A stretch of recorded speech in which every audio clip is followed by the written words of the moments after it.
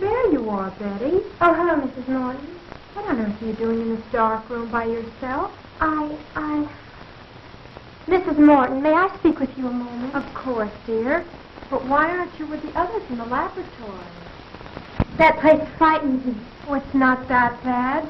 Although I admit it's a bit gloomy. And that horrible mechanical man. I can't stand to look at it any longer. You're overwrought, Betty, dear. There's nothing horrible about a mechanical man. Frank has been working on it for 2 years now. And Jim has been helping him for a year. I know, Mrs. Morton. And I don't approve of James going any further with this story. But why, dear? Oh, I know it's silly of me to feel this way. But not everything looks so weird. Haven't you ever thought that something is going to happen to you? Something you know is going to be terrible? And yet you can't explain what that something is. Now, my family still around? I don't know. But somehow I have a feeling I'll never manage it. Why, Betty, I've never heard you talk this way all the time I've known you. Is the birthday set for tomorrow? Yes, but... Oh, Mrs. Morton, you don't suppose anything has happened to James, do you? I mean, could anything possibly go wrong with the experiment tonight? Of course not, dear. What are you saying? I don't know. I just can't stand to have a mechanical man look. I have a feeling it has a dislike. That's absurd. It's just a girl that knows fool. There's no power to think what's I could swear I've seen it look at me with evil in its eyes. Almost as if it was sneering. That's it. Well, I'll go back to the room. Yes, thank you. What's the matter, child? You're trembling. Oh, I'm sorry. I'll be all right. Honestly, I will. You go on back, and I'll be down short.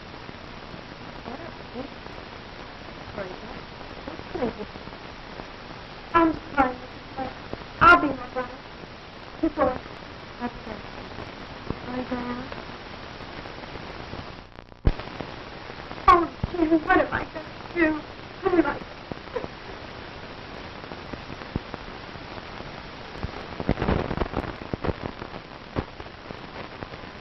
There we are.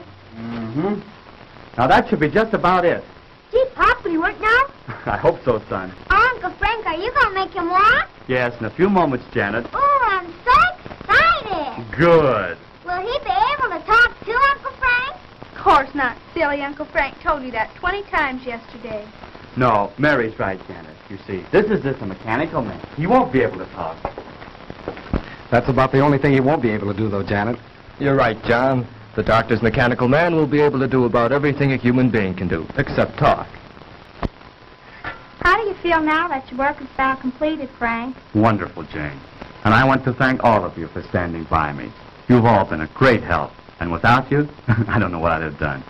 Well, it isn't every day that one has a distinguished brother who invents a mechanical man. And I certainly appreciate the opportunity you've given me, Dr. Morton, by allowing me to assist you in the experiment. That goes for me, too, Dr. Morton.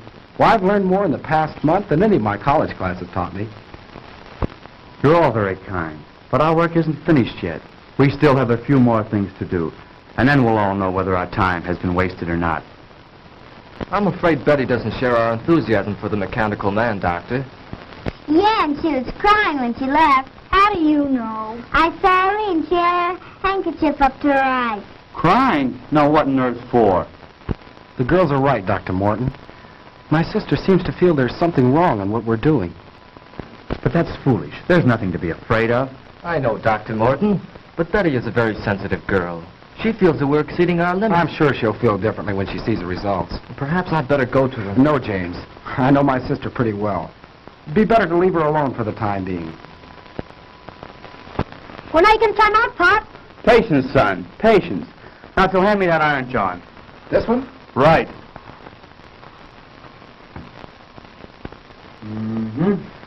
Won't be long now. When do you think you can try it out, Frank?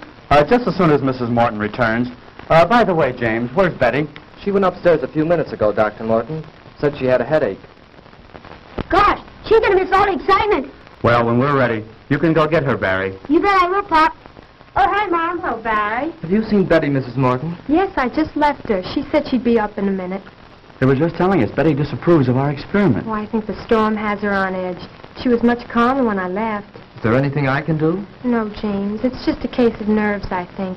Anyhow, let's give her a few more minutes alone. Well, if you think we should. We're just about finished, Madge. Won't it be wonderful to see a mechanical man move around, Mary? I suppose you'll let him help you do the dishes.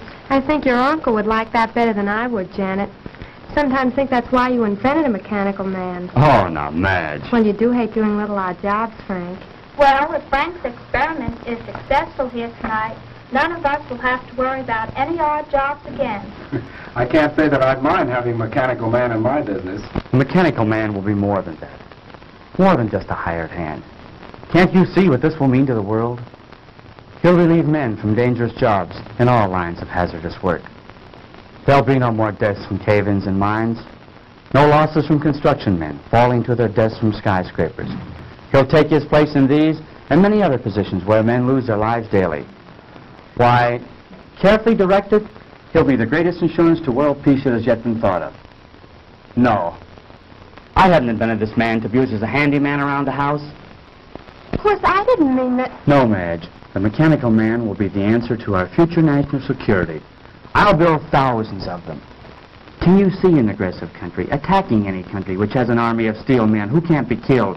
But, Dr. Morton, I thought you were interested in this purely from the scientific point of view. And I am. But if I can give the world more, I'll not stop there. Now, Frank, don't get excited. Believe me, my friends, I am not unduly excited. But the prospect of what we are about to create here is tremendous. I can't help being carried away. Why don't you try him out, Pop? You're right, Barry. I won't let myself get carried away until we see if we really do have a mechanical man who can do all these things. You mean you're going to do it now? Yes, now. Could I help you, Uncle Frank? What could you do? Well, Uncle Frank said we were all going to help him. Didn't you, Uncle Frank? Well, yes, I did, Janet. But I'm afraid there's nothing you girls could do right now except give us your moral support. Is there anything I can do, sir? Yes, James. Would you connect that line for me? The one over there on the other side of the bench. Right. And, John, if you hold this left arm in place, we'll make that final adjustment we were about to make before Mrs. Morton come in. Higher. Certainly, sir. Can I help too, Pop? No, I'm afraid not, son. You stand over there with Mary and Janet. There'll be plenty you can all do later on. Oh, gee, I don't ever get to do nothing. You come over here by me, dear, and stay out of your father's way. Oh, gee. I think we've got it. That should do it, Dr. Morton. Well, I guess that just about gets it, sir. Good, good. Now we'll see if all our work has been in vain. Here, give me a hand. Oh, Betty, we didn't see you come in, my dear. Darling, you look so pale. I'm all right, Jim. I've been worried about you, but Mrs. Morton said to leave you alone for a few minutes. Yes, I'm afraid I've been behaving rather badly. Everything seems to be getting on my nerves now. Well, everything will be all right now, Betty. I'm glad you're here. We're just about to prove our experiment. Dad can make them walk, Betty. That's fine, Barry. I'll be with you in a moment, dear. Please go on. Don't let me interrupt your work. Come over here by me, dear. All right. Now, James, if you pull the switch up there. Right.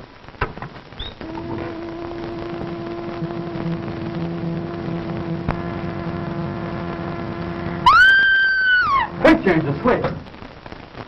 What is it, Betty? Tell us. It moved. It moved. Yes, I know. I was just about to set the man up and start him walking. But did you see that expression in his face? No, I don't know what you're talking about. There's no expression in his face, Betty. He's just a mechanical man. But he looked at me. I swear he was staring at me. There, now, dear. You're all upset again. Come with me. Oh, I'm sorry, but I...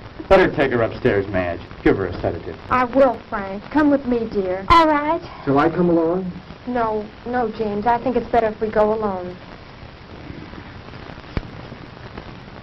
Dr. Morton, do you think that... No, she'll be all right, James. Now, let's get back to where we were.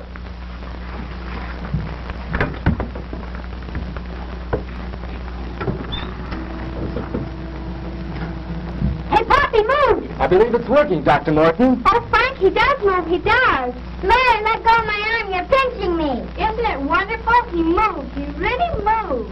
Now we'll see how he reacts to my directions. Oh, Frank, he almost seems human. Yes, this exceeds my wildest hopes. He's strong, too. Just feel the resistance in his arm. I can see what Betty meant now. I could swear I saw him sneer just then. That's nonsense. This is a man of steel, John. He has no mind, no willpower of his own. You're all overwrought. As you know, he's controlled by voice impulses. Take one step forward. Wonderful. Wonderful. Now walk forward. Return to the bench. I said return to the bench. Stop him, James. Back. Back to the bench. Oh, so that's the way you want it.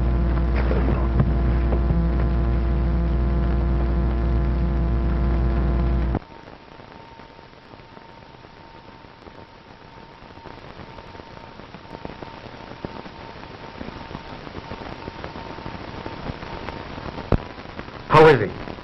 Just seems to have had the wind knocked out of him. What was that? It sounded like Betty. You take care of James. I'll go see.